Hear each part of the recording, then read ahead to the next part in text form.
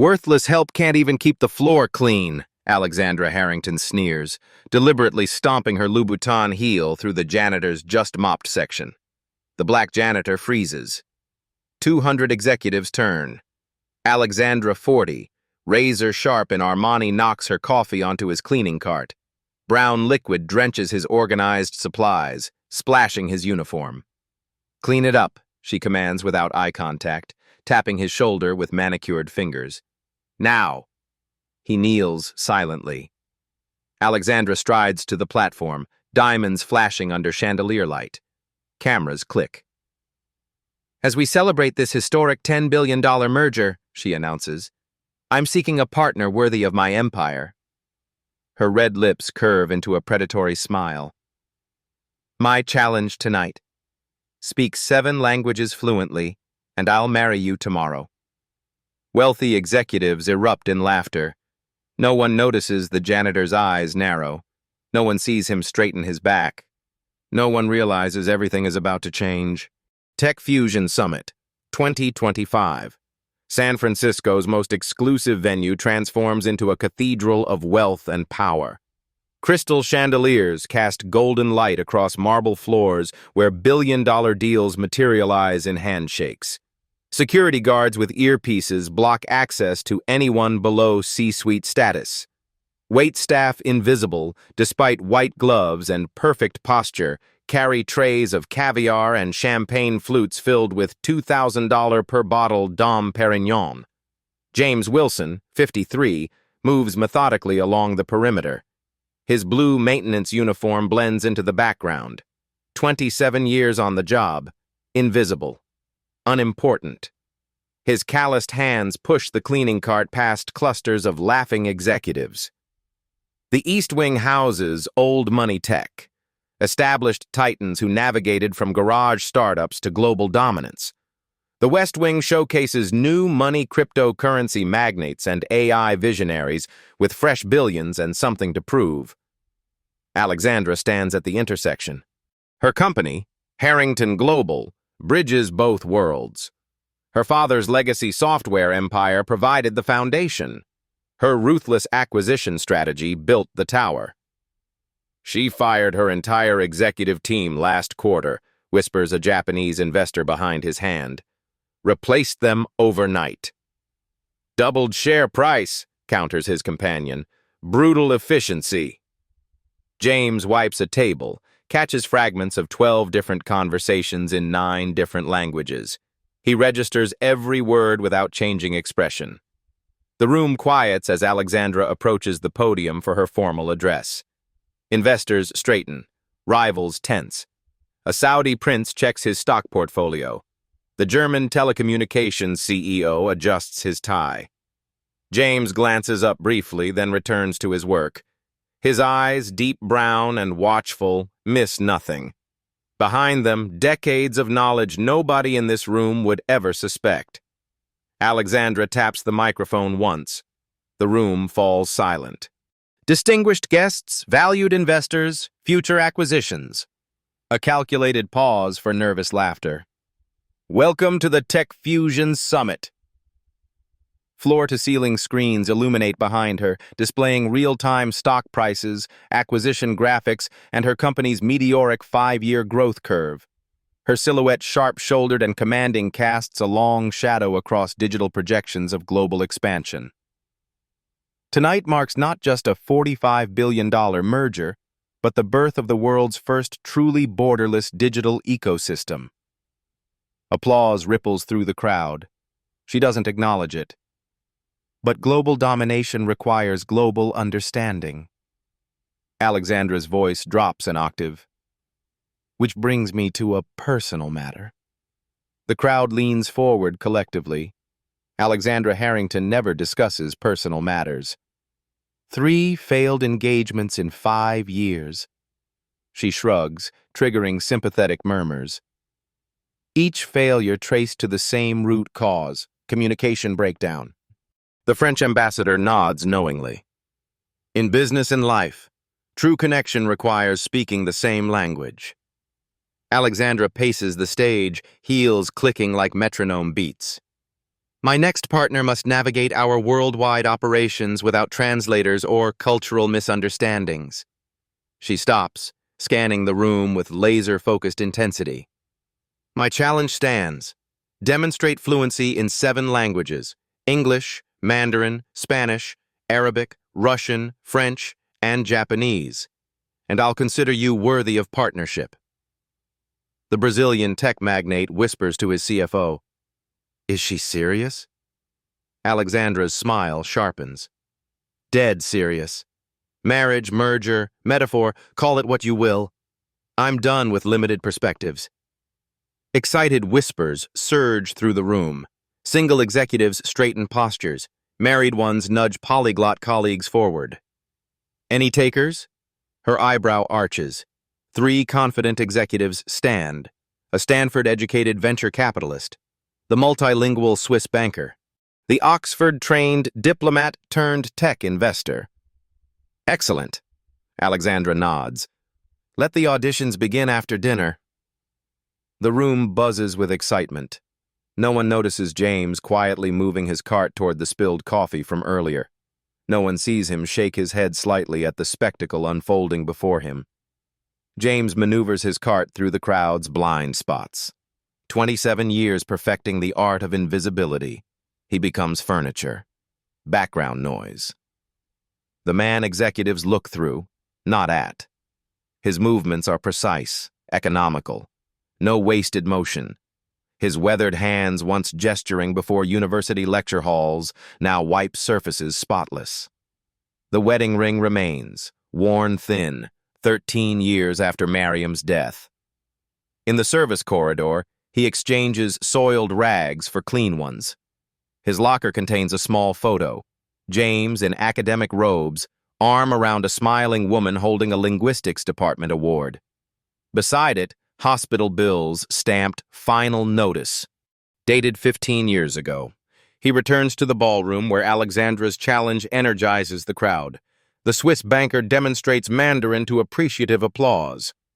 The diplomat navigates Spanish and French with practiced ease. James moves systematically around them, collecting discarded napkins and empty glasses. His eyes catch mistranslated characters on the banker's presentation slide.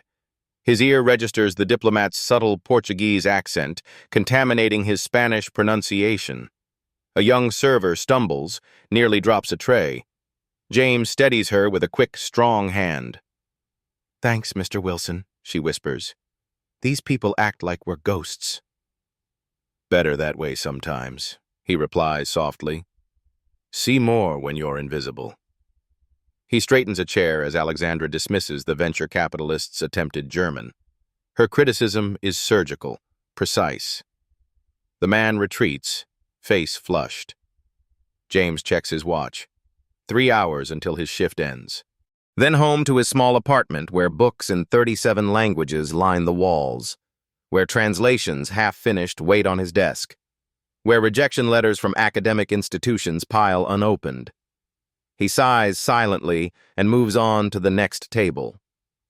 Dinner concludes. Alexandra dominates the center table, evaluating her multilingual suitors with imperious disinterest. "Your Arabic lacks the Levantine inflection," she tells the Swiss banker, who withers visibly.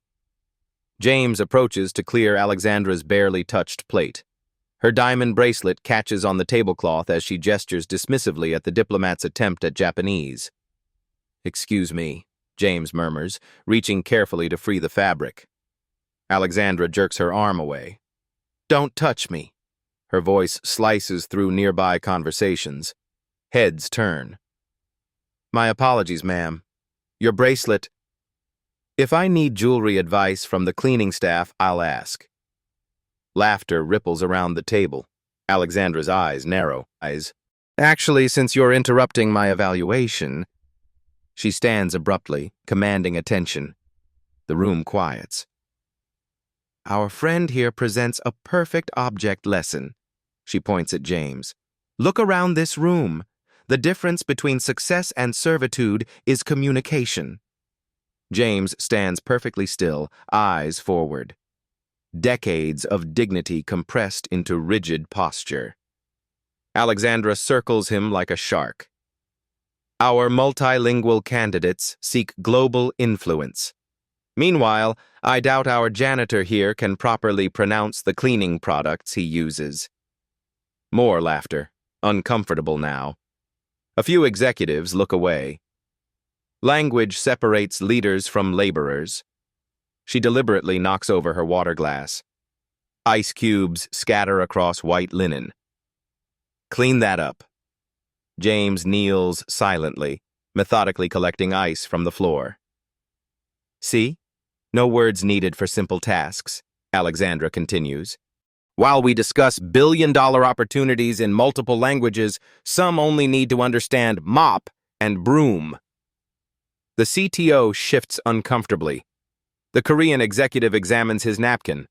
Alexandra isn't finished. She kicks the bucket beside James, splashing dirty water across his uniform. Oops, clumsy me. A collective intake of breath. Too far, even for her. James rises slowly, water dripping from his sleeves. His face reveals nothing, but something dangerous flickers behind his eyes. A dormant force awakening. The room waits for anger, for embarrassment, for submission. They get none of these. James dabs his soaked sleeve with a napkin. The silence stretches, uncomfortable and electric. Your demonstration is as pointless as it is cruel, Madam Harrington, he says quietly. Perfect French. Flawless accent. Sophisticated vocabulary. Alexandra freezes mid-smirk. The French telecommunications CEO straightens in his chair. Your demonstration is as pointless as it is cruel. James continues in English, voice low but carrying across the stunned room. And inaccurate. He picks up the fallen bucket with unhurried dignity.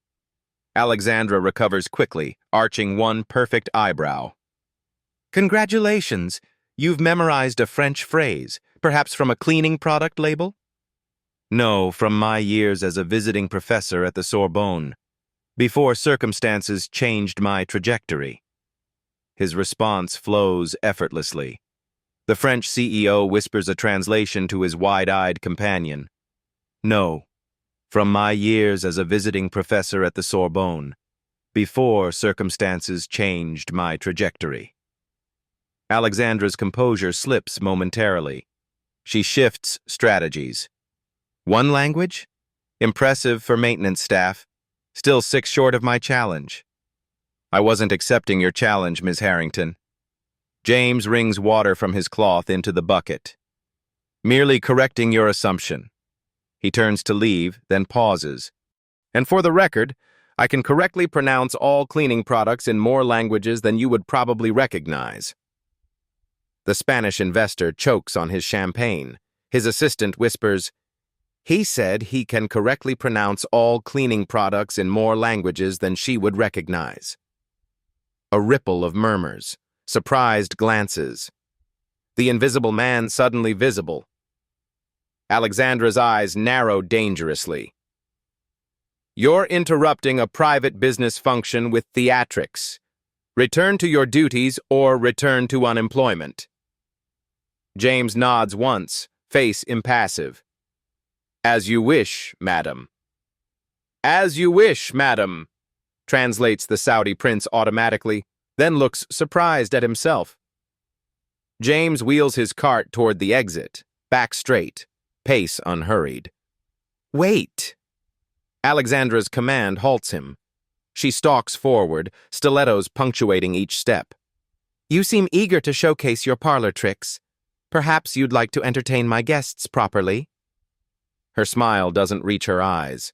Unless you're afraid your limited repertoire is already exhausted. James turns slowly. For the first time, he meets her gaze directly. Something in his quiet dignity makes her blink first. I fear many things, Ms. Harrington. Public speaking isn't among them. Excited whispers surge through the crowd. Phones emerge to record. The unexpected drama proves more enticing than any merger announcement. The evening has veered off script. No one knows what comes next, least of all Alexandra Harrington. Word spreads like digital wildfire.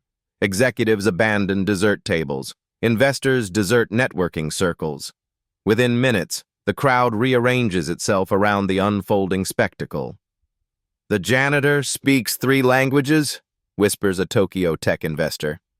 "4, actually," corrects his colleague. Alexandra maintains her composure, but her knuckles whiten around her champagne stem. The audience she carefully cultivated now fixates on the wrong performer. The CFO scrolls frantically through employee records on his tablet. "James Wilson, maintenance, 27 years, no further data." James stands motionless, calm at the center of the gathering storm. Decades of academic training evident in his posture, the forgotten lecturer commanding attention once more. The Swiss banker edges closer, curious. The Korean gaming magnate waves away an incoming call. The Saudi prince cancels his early departure. Alexandra recognizes the shifting current. Control slipping. She moves to reclaim it. "Quite the dinner entertainment," she announces, voice slicing through murmurs.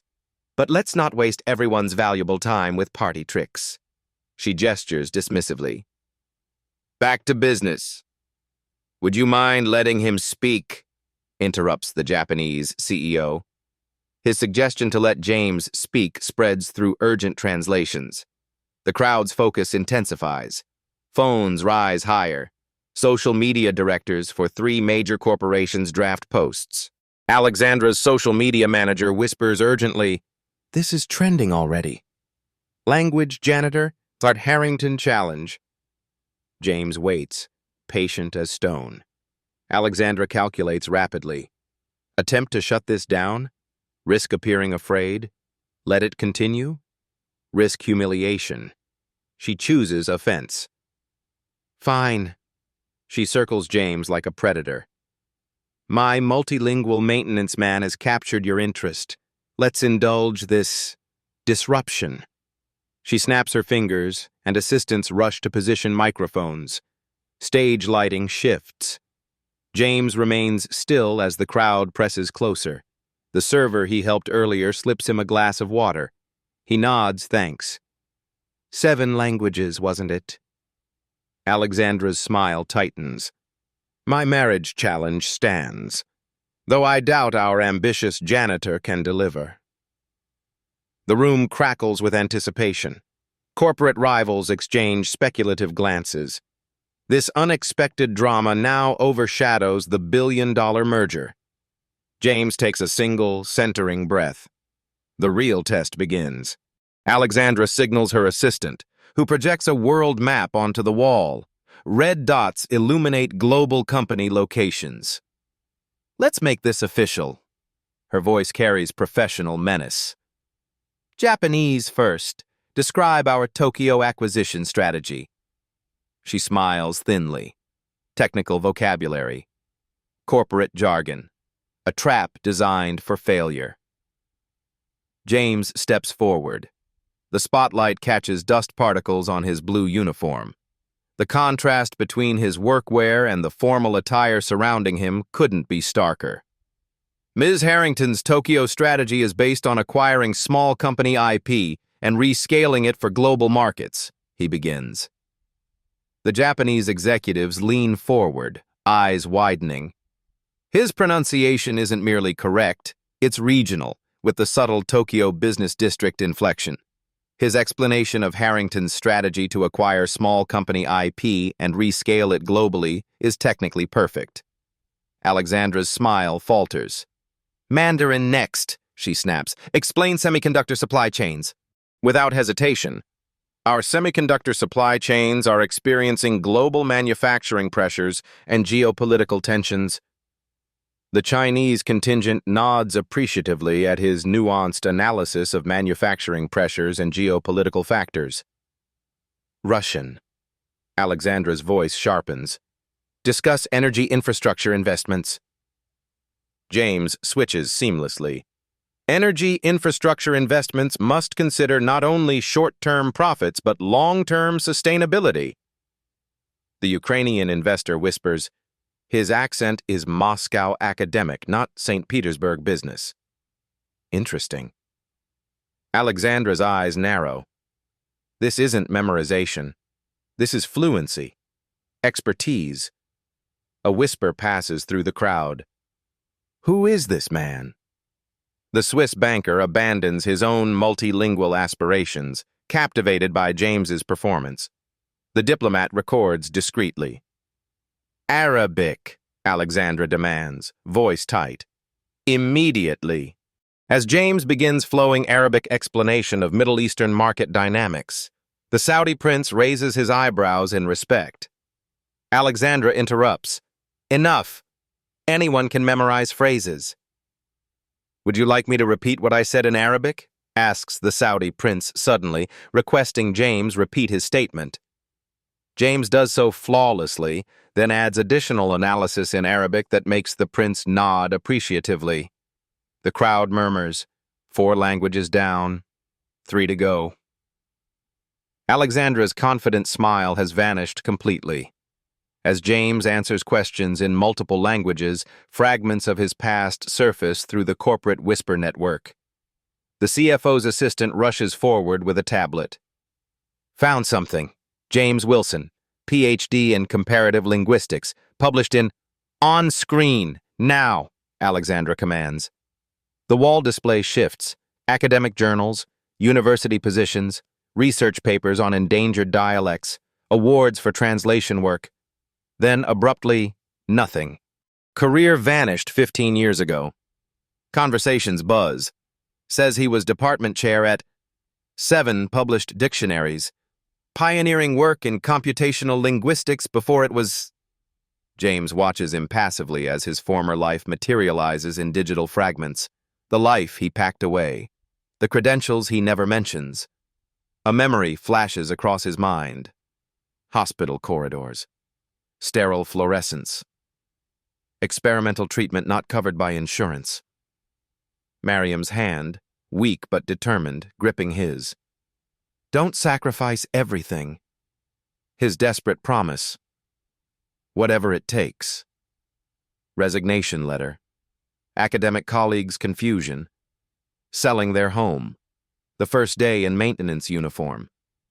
Steady benefits. Guaranteed health care. The attending physician's surprise. You were a professor? Mariam's final months in comfort rather than financial ruin. Her whisper. Return to teaching after. His promise to her. Then grief. Inertia. Years passing. James blinks away those memories, refocuses on the present. Alexandra studies the projected credentials, recalculating.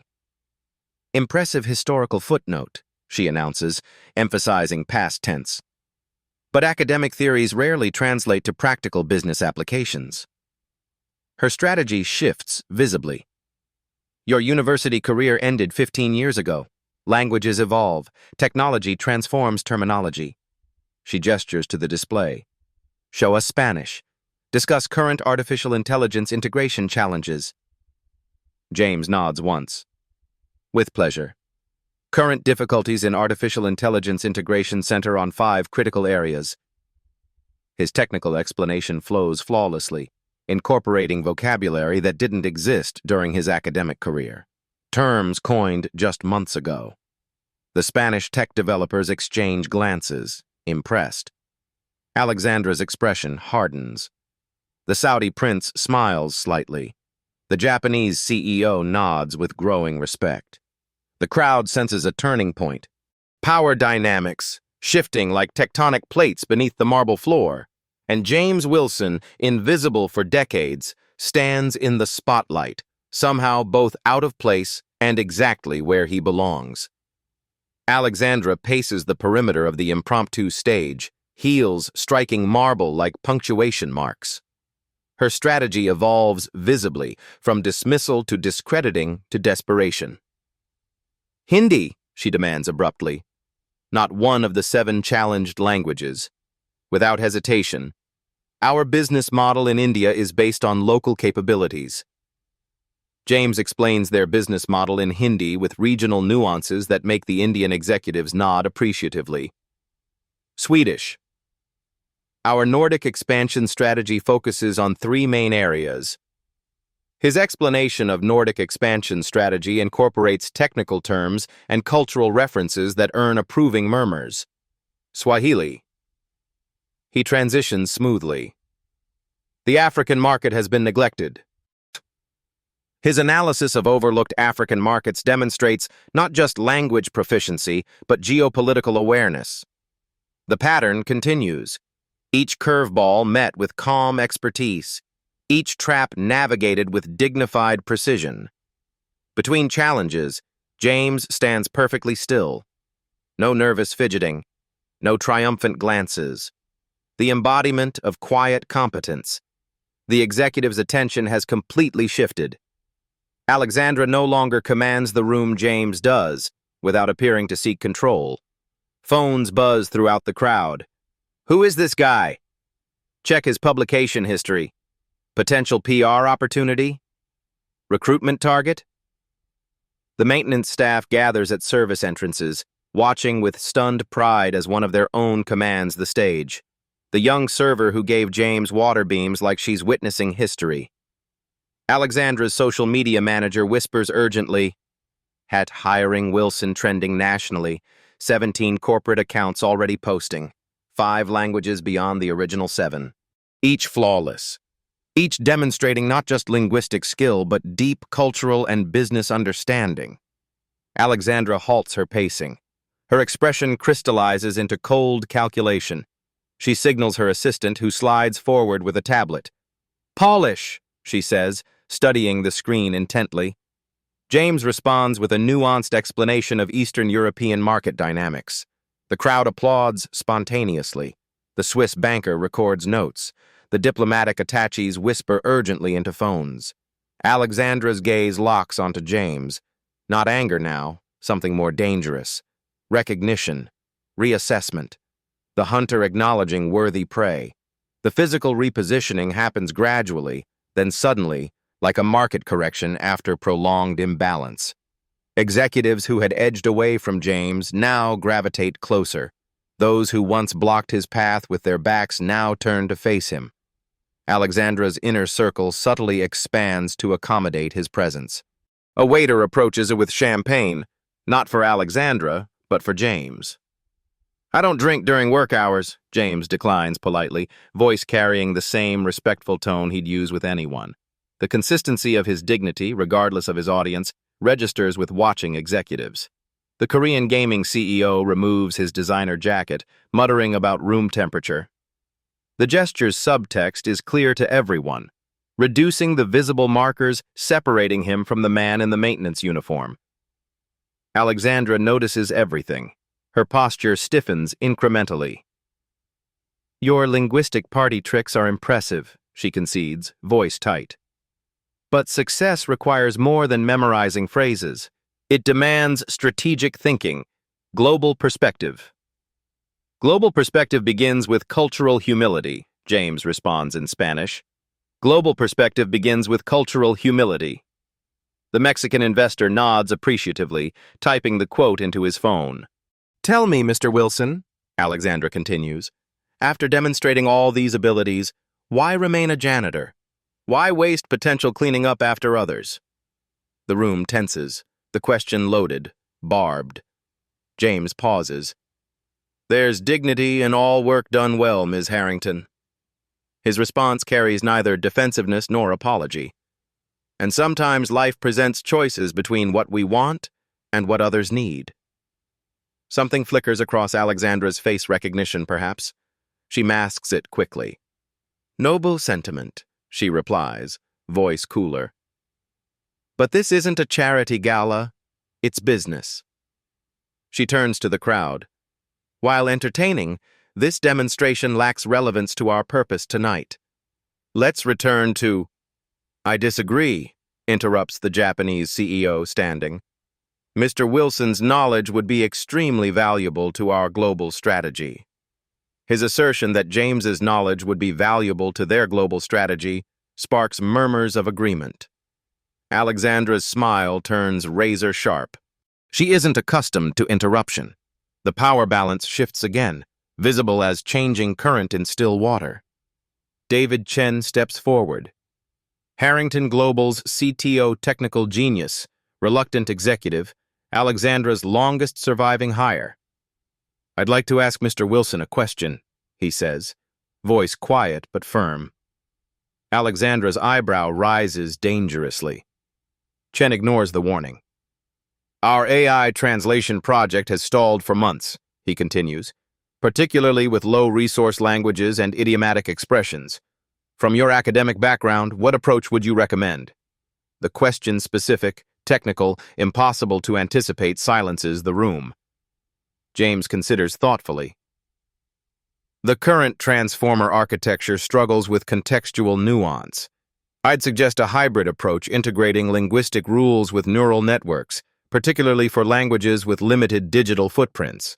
He elaborates with precise technical terminology, sketching invisible architecture with his hands, professor's hands, momentarily forgetting their decades of maintenance work. Chen nods, engaged. "That aligns with my instincts, but our language scientists insisted—" "David," Alexandra interrupts sharply, "this isn't a technical interview." Chen straightens, unexpectedly defiant. "With respect, Alexandra, it should be." He turns to the crowd.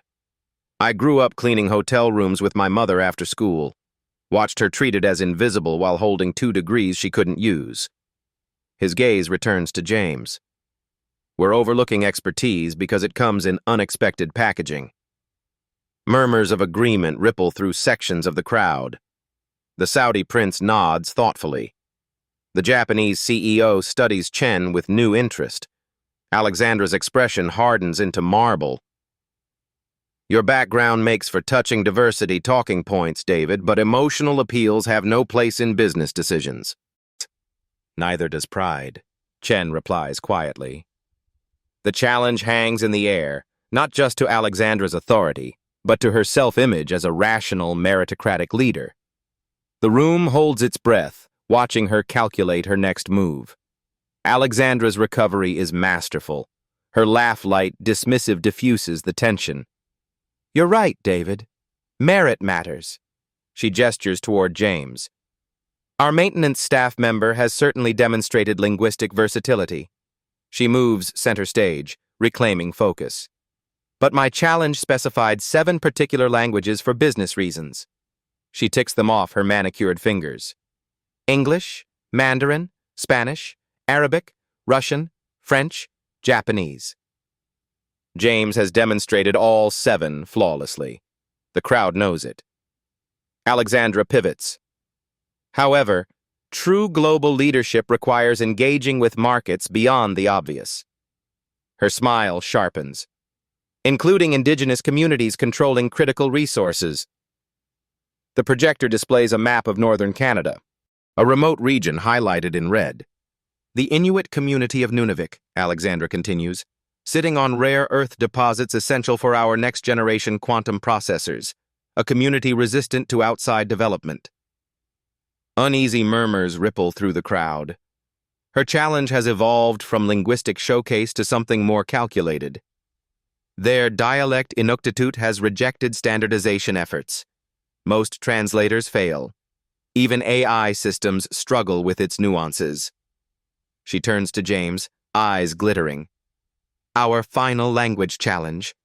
Explain our extraction proposal in Eastern Inuktitut Nunavik dialect. Convince me you could persuade their elders." The CTO shifts uncomfortably. "Alexandra, that's unreasonable." "Is it?" She cuts him off. "We're discussing qualifications for global leadership. If Mr. Wilson aspires beyond maintenance, he should demonstrate truly exceptional capability." The trap is elegant, precise. Even accomplished linguists would struggle with such a specific dialect. James stands motionless. For the first time, uncertainty crosses his features. The crowd watches, collective breath held. The Saudi prince frowns slightly. The Korean CEO looks away, embarrassed by the obvious setup for failure. "I'm waiting, Mr. Wilson." Alexandra's triumph bleeds through her voice. "Or shall we end this disruption and return to business?" The young server who gave James water earlier watches anxiously from the service entrance, hands clasped as if in prayer. James closes his eyes briefly, opens them. How will these development plans respect the traditions of the Nunavik people? He begins hesitantly. The room freezes. Alexandra's smile vanishes. James falters mid-sentence. His confident rhythm breaks. These... He hesitates, searching for words. Sweat beads along his hairline. Alexandra's smile returns, predatory. Problem, Mr. Wilson? The crowd shifts uncomfortably. The spell breaks. Executives exchange glances, some disappointed, others relieved. The natural order reasserting itself.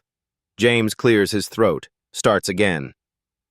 Development plans. Another pause. Longer this time. The maintenance staff watching from service entrances slump visibly. The young server turns away, unable to watch his humiliation. Perhaps we should... Alexandra begins, victory in her voice. Wait. The Saudi prince raises his hand. Give him a moment. James closes his eyes. The spotlight casts harsh shadows across his face, revealing every line etched by years of invisible labor. The room grows uncomfortably silent. Only the soft hum of air conditioning and the distant clink of dishes from the kitchen. A memory surfaces, an elder woman's weathered hands guiding his fingers across intricate syllabic symbols. Snow falling outside the small community center. Ilisagvik takes patience, she had said, like the ice forms, slowly, then all at once. His frustration at pronunciation difficulties, her patient corrections, weeks of evening lessons after exhausting maintenance shifts. Why learn our small language, she had asked. The world speaks English now. Every language preserves unique wisdom, he'd answered. When a language dies, we lose a way of seeing the world. Her smile. Then her grandson's cancer diagnosis. The community fundraiser. James translating medical documents late into the night.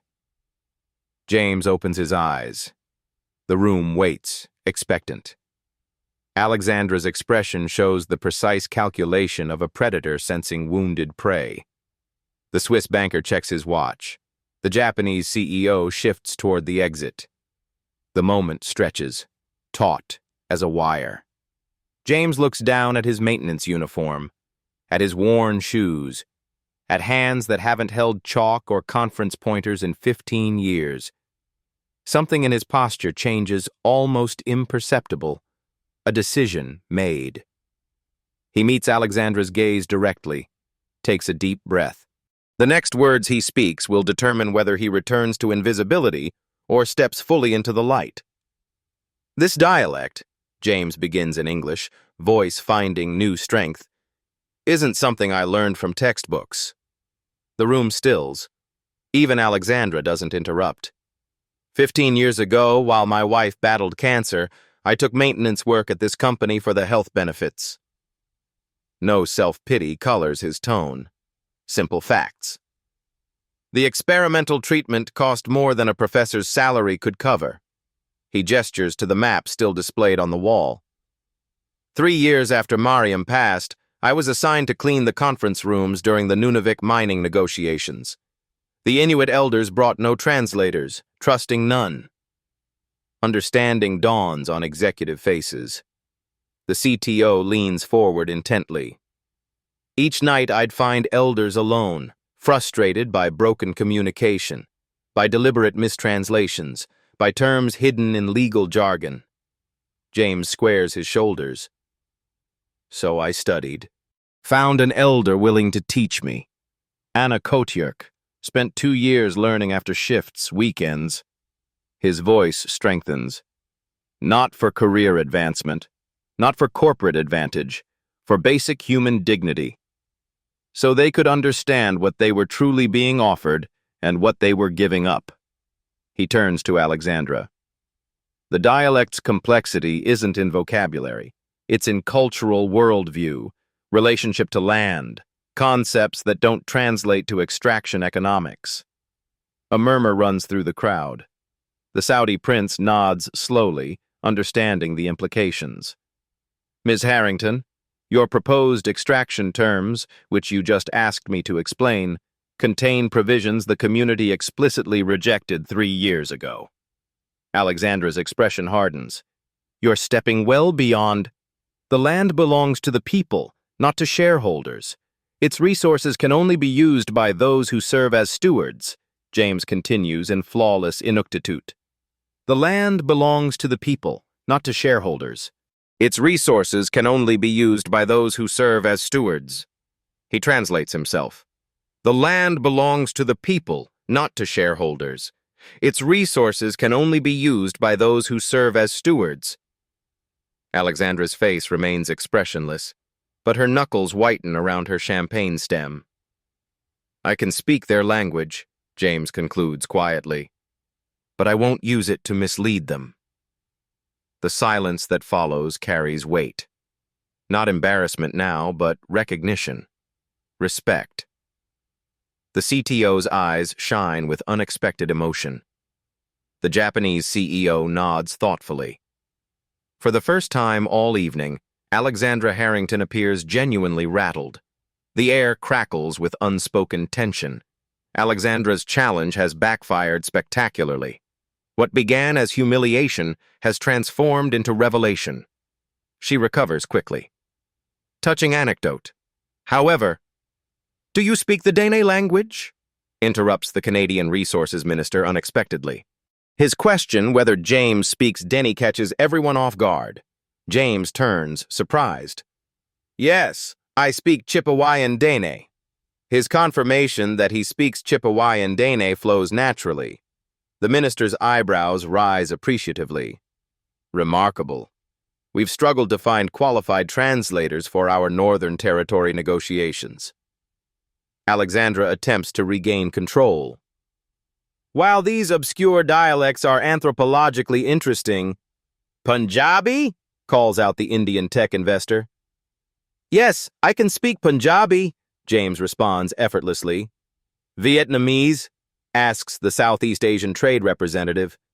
Yes, I speak Vietnamese, James confirms. The floodgates open. Executives call out languages from across the globe. Farsi? Yes, I speak Farsi. Yoruba? Yes, I can speak Yoruba. Georgian? Yes, I speak Georgian. With each exchange, Alexandra's challenge diminishes. What began as her power play. With each exchange, Alexandra's challenge diminishes. What began as her power play has become James's triumph. The once invisible man now commands the room without apparent effort. A Swiss banker whispers to his colleague, 23 languages so far? Is he even human? The crowd's attention has completely shifted. Alexandra stands isolated at the edge of her own gathering. For perhaps the first time in her career, she is not the most extraordinary person in the room. The CTO steps forward. James, what's your total? James hesitates, uncomfortable with the spectacle. I've studied 42 languages to varying proficiency, 17 to native or near-native fluency. The rest, he shrugs modestly. I manage. Murmurs ripple through the crowd. The Saudi prince nods appreciatively. The Japanese CEO taps notes into his phone. Alexandra watches, calculating. Her expression reveals nothing, but those nearest notice her champagne glass trembling slightly. The moment hangs in perfect balance until she sets down her glass with deliberate precision. Impressive parlor tricks, she says, voice cutting through murmurs. But language alone doesn't build empires. Her counterattack begins. You're absolutely right, Ms. Harrington, James responds, surprising everyone. Language is merely a tool. The question is, what do we build with it? He steps away from the spotlight, gesture requesting its deactivation. The harsh illumination fades, returning him to equal footing with the executives. May I? He gestures toward the presentation system. The CTO nods, handing him the controls. James navigates with unexpected familiarity, pulling up Harrington Global's latest AI translation project documentation. Your neural language model has impressive benchmark scores, he begins, but struggles with low-resource languages and cultural context. He zooms into the architecture diagram. The attention mechanism overweights syntactic patterns from high-resource training data, creating bias in semantic interpretation. The technical team exchanges startled glances. These are internal challenges they've battled privately for months. James sketches an alternative architecture directly on the display. A hybrid approach, neural networks handling syntactic processing, rule-based systems preserving cultural nuance, particularly for languages with limited digital footprints. His explanation flows with practiced precision, the professor emerging from beneath the janitor's uniform. Terms like cross-lingual knowledge transfer and cultural semantic preservation woven into accessible explanations. The CTO watches, transfixed. Two AI architects frantically take notes.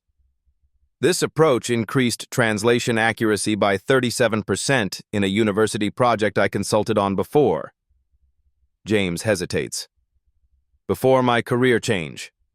He steps back from the display. Language isn't just words. Isn't. It's worldview. Your technology fails because it treats languages as interchangeable codes rather than distinct knowledge systems. The Japanese CEO nods deeply, impressed. The Indian investor whispers to his team. Alexandra studies James with new intensity, not as novelty or threat, but as asset, her strategic assessment visible in her calculating gaze.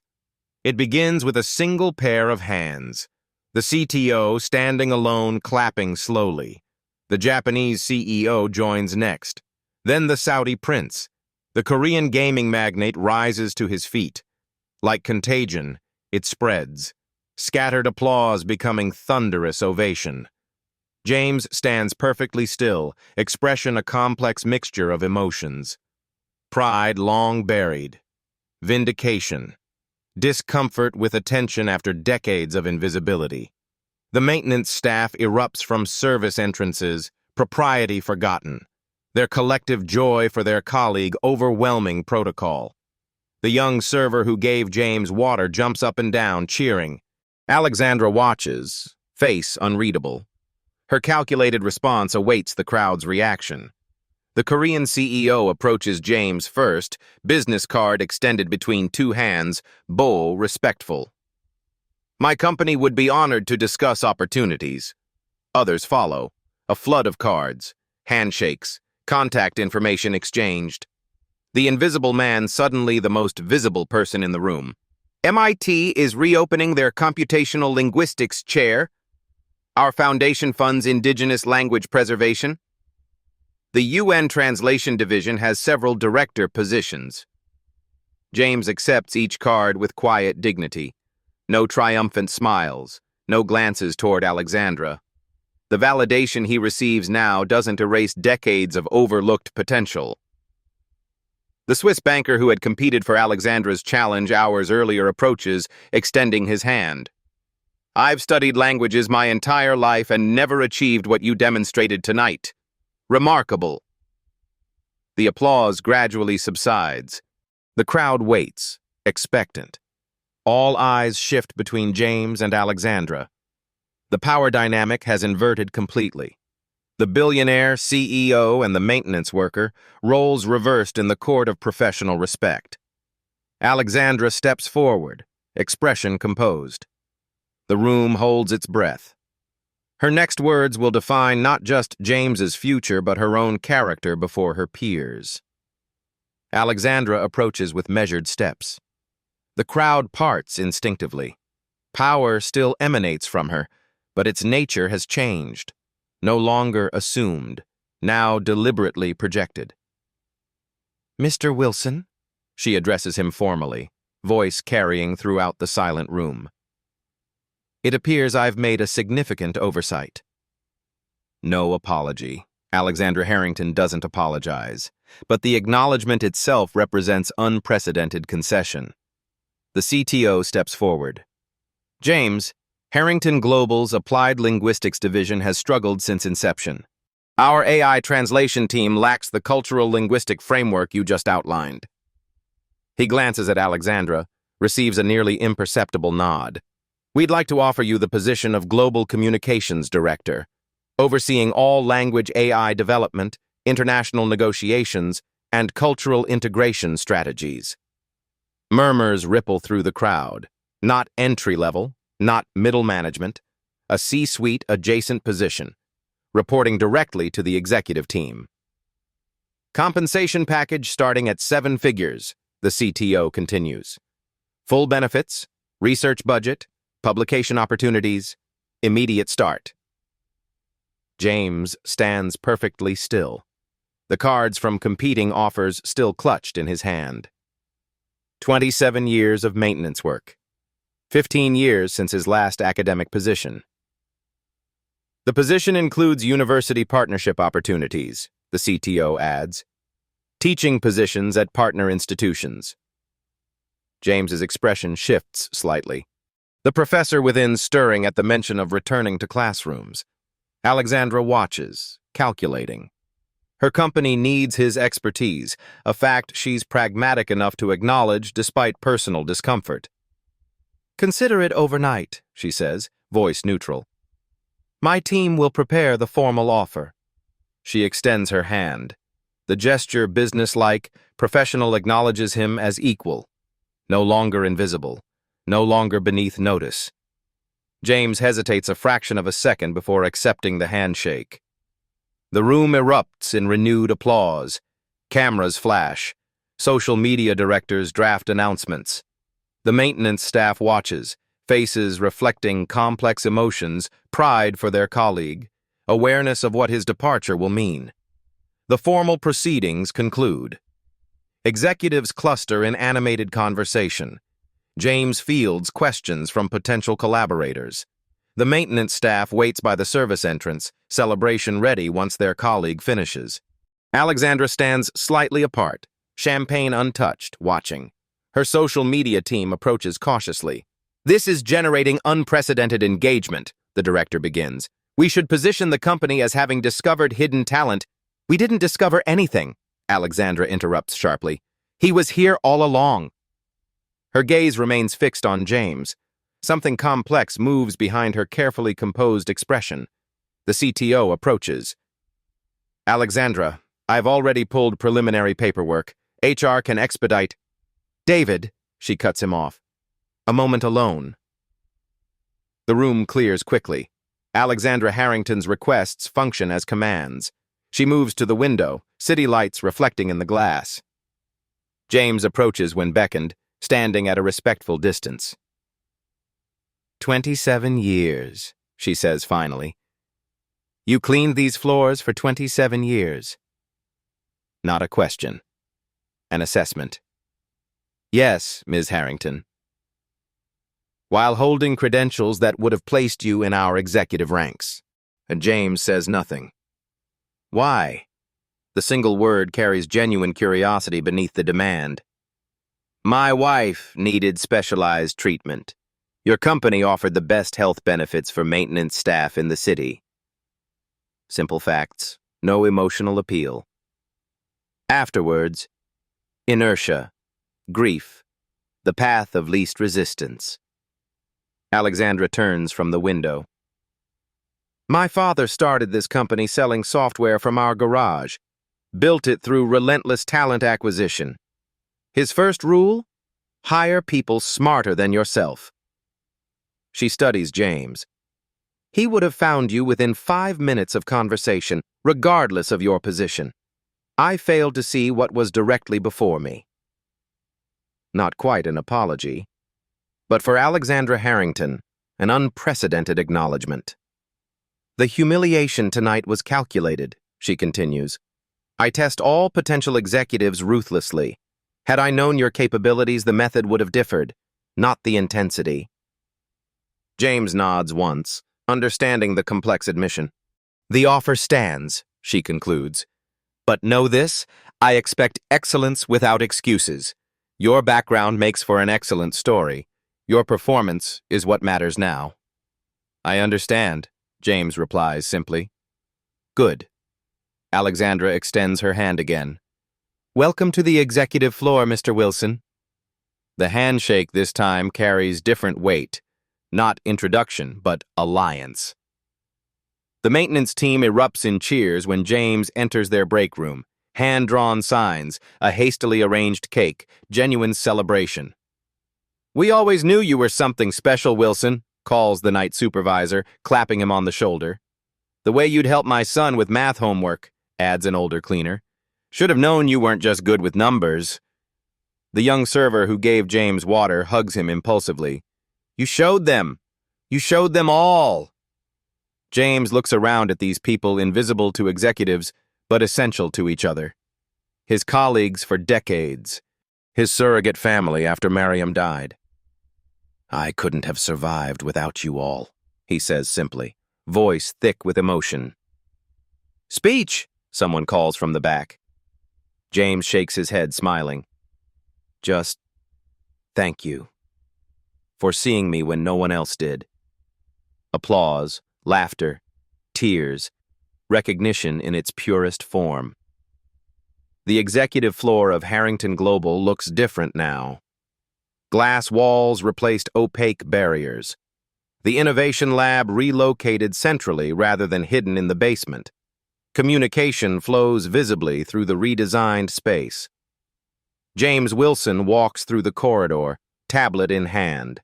His maintenance uniform replaced by modest business attire. His posture the same, dignified, unassuming, attentive. Employees greet him by name. Not with the false deference of hierarchy, but with genuine respect. He remembers each person, asks about family members by name. In the conference room, his team, diverse in background, education, and experience, presents the latest breakthrough in cultural linguistic AI architecture. A maintenance worker who showed programming aptitude leads the technical demonstration. Alexandra enters, immediately commanding attention.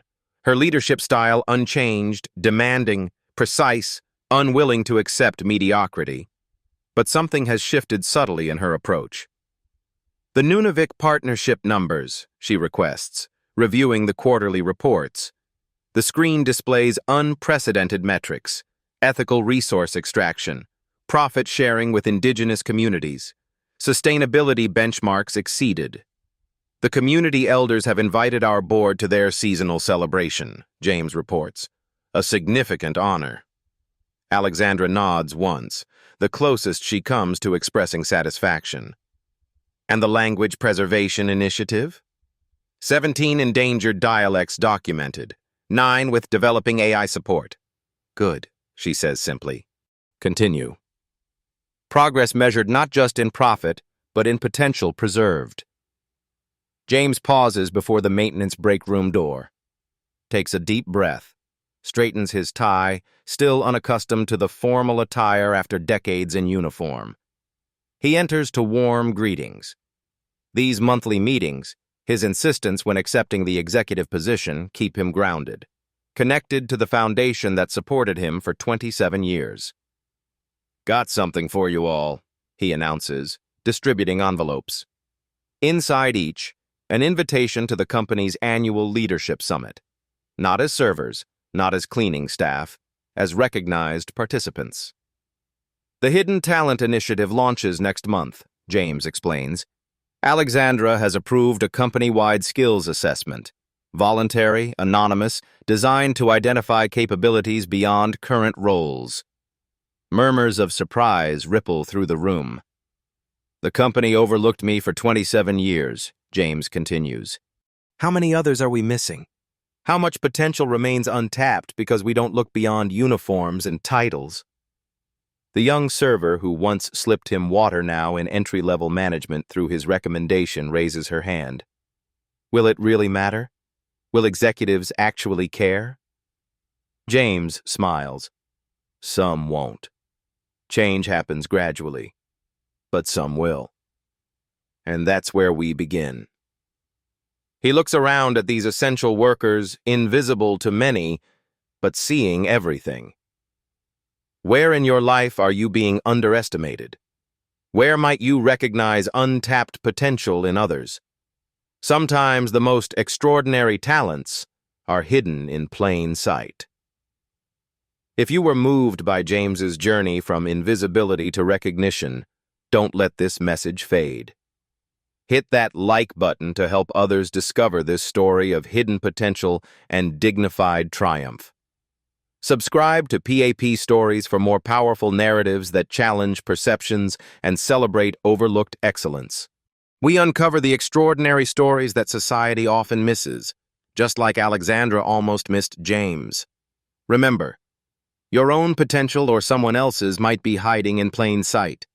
Share this video with someone who deserves to be truly seen.